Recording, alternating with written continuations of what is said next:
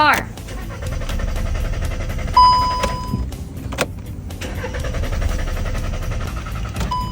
This car won't start no matter what. Do you know the reason? Let's go to the front. Actually, this is a faulty camshaft solenoid valve. Let's take it apart and check it out. Disconnect the connector.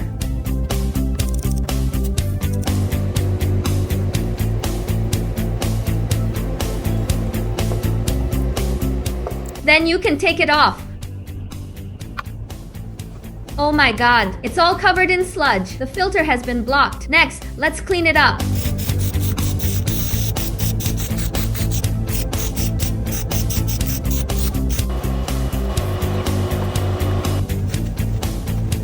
It's been cleaned now. Let's install it back.